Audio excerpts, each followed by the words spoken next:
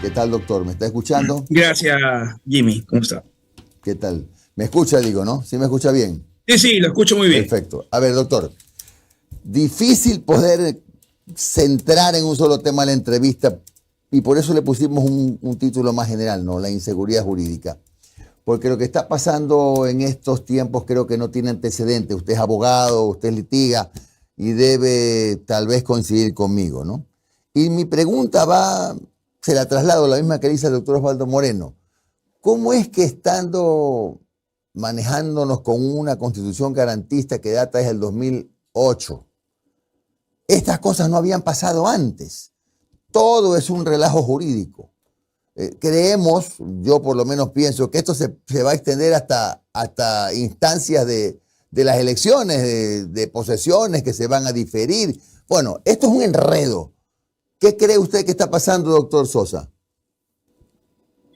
Gracias por la invitación. Bueno, no es que no había pasado, sí pasó, ¿sí? Y por eso es que, por ejemplo, temas como la destitución directa de funcionarios a través de acciones de protección fueron objeto de jurisprudencia de la Corte Constitucional para aclarar que solamente la Corte Constitucional tiene capacidad para destituir funcionarios públicos. Hubo una época en la cual incluso destituyeron al presidente del Consejo de la Judicatura, Benjamín Ceballos, ¿no? Que ese fue obviamente la cerecita del pastel que obligó a la Corte Constitucional a generar una jurisprudencia sobre el tema del incumplimiento de acciones constitucionales.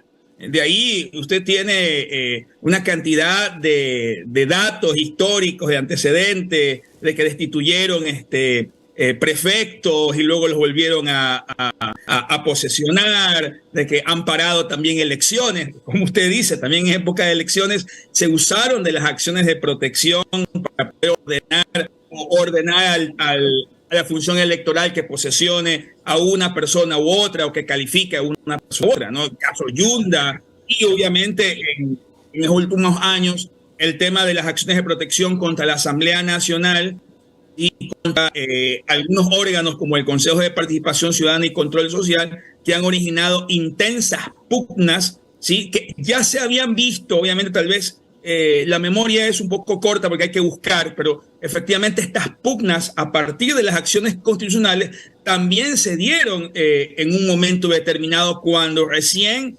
se publicó la Ley Orgánica de Garantías Jurisdiccionales y Control Constitucional. De ahí la Corte Constitucional emitió una serie de jurisprudencias que técnicamente los jueces deberían obviamente observar. No lo han hecho. Podríamos decir, ha repuntado este virus del abuso de garantías constitucionales. Hubo una época, hay que decirlo, que la época de Rafael Correa tal vez se criticó mucho de que a través de los mecanismos de disciplinarios se advirtió a los jueces de no usar y no abusar, obviamente, este tipo de garantías. Creo que hace falta una reforma, porque lo que hemos visto en los últimos años son verdaderas batallas campales que han comprometido el funcionamiento de la función legislativa o de la función de transparencia. Y que, como usted bien lo dice, estamos a puerta de elecciones y creo que también podríamos tener también otro escenario en el cual, en este tema eleccionario, en este tema de las votaciones, en este tema del conteo de votos, podríamos también tener, ¿sí?, otra batalla campal en relación a este tipo de garantías que obviamente se encuentran completamente prostituidas actualmente. Claro, a ver, doctor, y ahí es donde viene la siguiente pregunta. ¿Y el Consejo de la Judicatura no debería ser el organismo que regule, ajuste, sancione? No viene por ahí el problema, porque estamos ahora tirando de la pelota al tribunal, a la Corte Constitucional, pero no hay una especie de piso intermedio que es la judicatura que debería moderar este accionar de algunos jueces que le hacen el quite a la ley o se agarran de la cornisa, ¿no? Bueno, el Consejo de la Judicatura sí podía en un momento determinado, sí, podríamos decir, suspender jueces, sí podía, podríamos decir, iniciar procesos disciplinarios por error inexcusable y manifiesta negligencia, pero también hay que acordarnos, ¿verdad?, que eso fue también un elemento muy criticado del Consejo de la Judicatura, y que muchos de los abogados y en general la opinión pública vio esto como una metida de mano. Es decir, que el Consejo de la Judicatura pudiese llevar a cabo expedientes disciplinarios sobre la base de dos figuras bastante ambiguas, ¿no? Entonces, la Corte Constitucional entró a limitar dos cosas importantes. Uno, en materia constitucional los jueces no cometen prevaricato, ¿sí? Lo cual ha sido fuertemente criticado por la Corte porque no responden por decisiones evidentemente ilegales o que confrontativas con la ley. Y por otro lado, la Corte determinó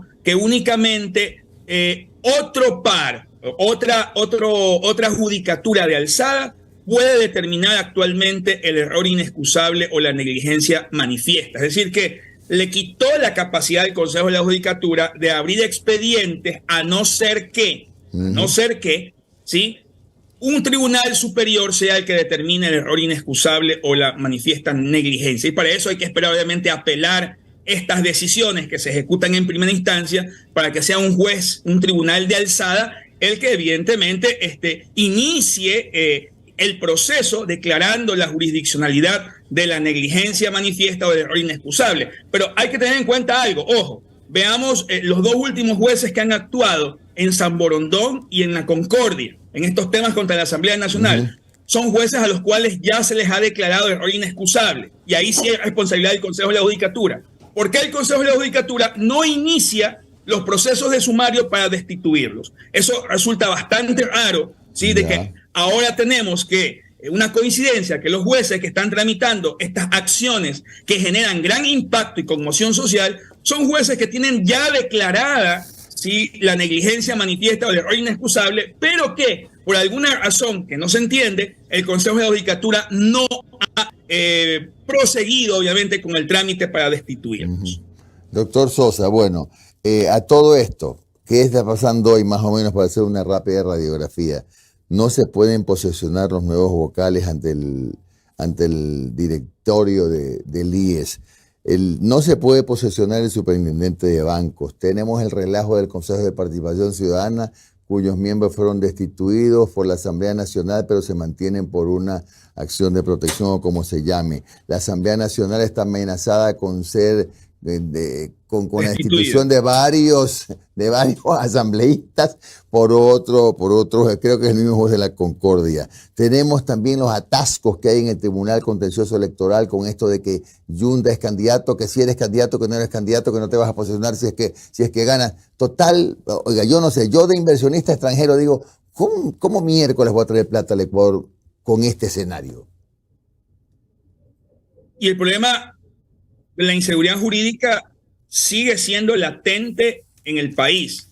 Hablando justamente de los temas también de narcotráfico y de delincuencia organizada, ¿sí? Vemos constantemente cómo se sustituye obviamente la prisión preventiva de personas que obviamente tienen un historial y que obviamente el hecho de que estén libres pueden generar incluso obstrucción al mismo sistema de investigación, ¿no? O sea, usted tiene el tema político, pero también es evidente, y lo vemos en las noticias, que jueces sin ningún tipo de reparo, ¿sí?, ordenan liberación, sustituyen medidas de prisión preventiva de personas que están acusadas de narcotráfico o de delincuencia organizada, ¿sí? Entonces, hay dos escenarios que están causando una inestabilidad jurídica en el país. El escenario de la incursión, o podríamos decir, de la metida de mano de la justicia que genera inestabilidad en el plano de las funciones del Estado, como es función legislativa, como es función de transparencia,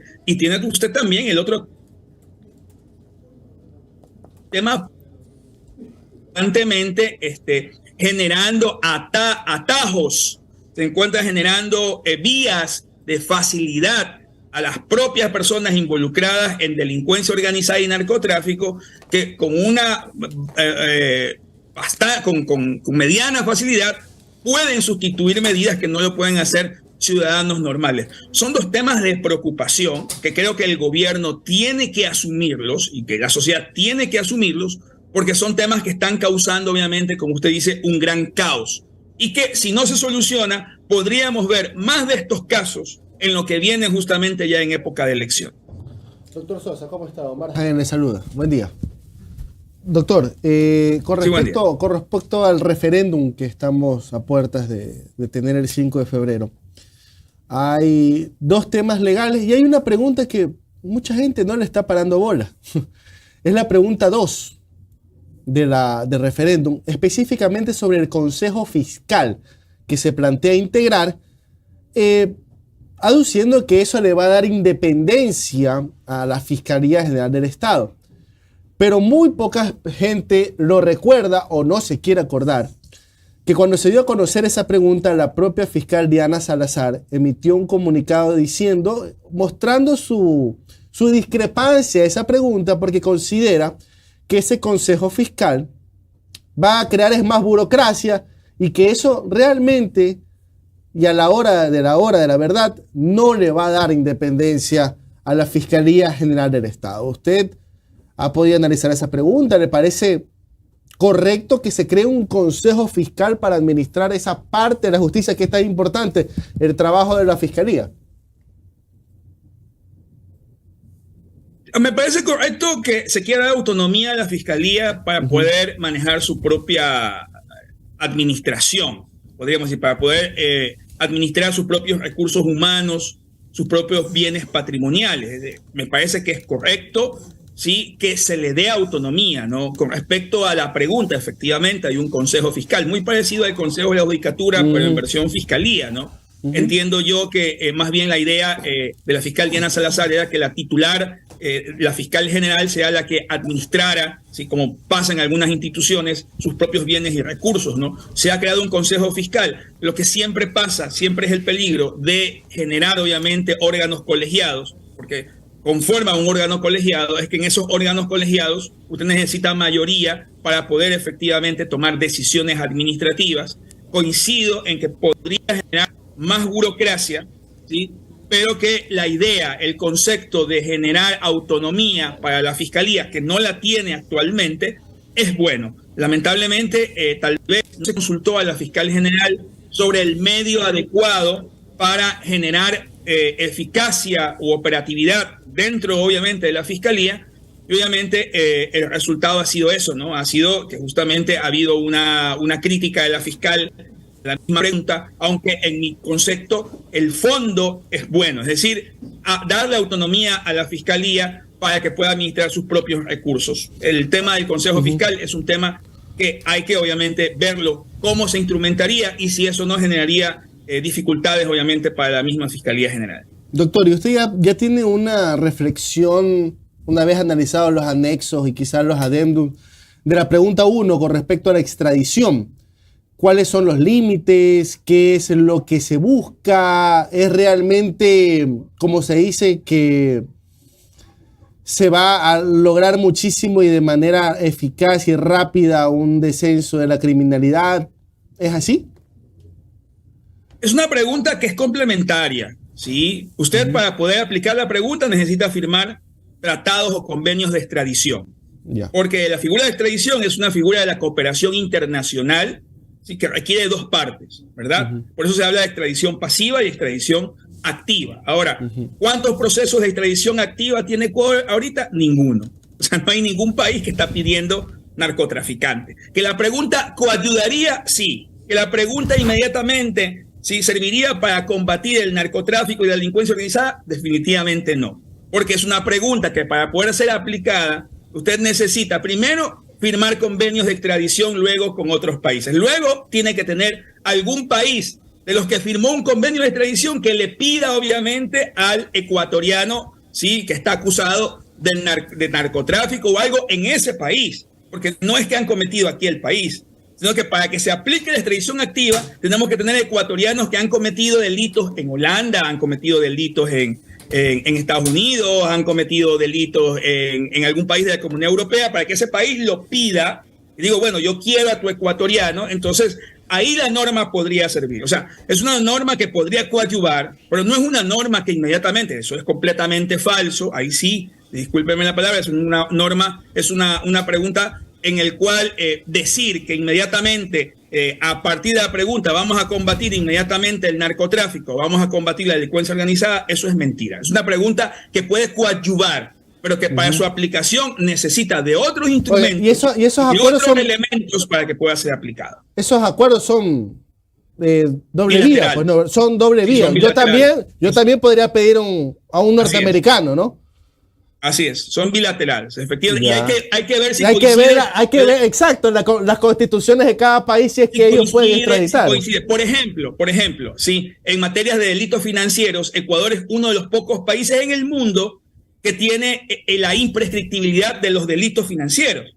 Pero en Europa no hay imprescriptibilidad de delitos financieros. Es decir, la mayor parte de delitos que aquí son imprescriptibles, como por ejemplo el delito de lavado de activos, etcétera, incluso hasta el propio narcotráfico, en una buena parte de los países de Europa prescriben, ¿no? Entonces, por ejemplo, usted tiene que ver si la legislación penal de esos países coincide con la de nosotros, si efectivamente las figuras como la caducidad, la prescripción de la acción penal, la prescripción de la pena coincide, para llegar a pasar obviamente a firmar un acuerdo de cooperación.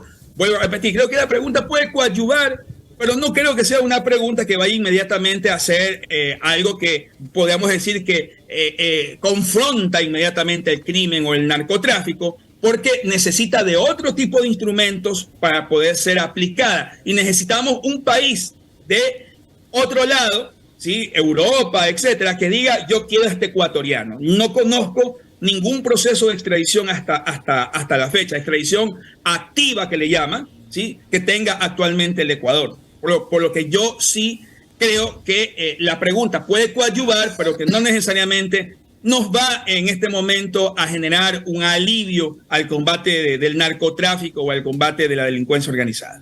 Doctor Jorge Sosa, coordinador de la Unidad Técnica Legislativa de la Asamblea Nacional. Muchas gracias. Siempre un gusto conversar contigo, Jorge. Gracias, doctor. Gracias, Jim. Hasta luego.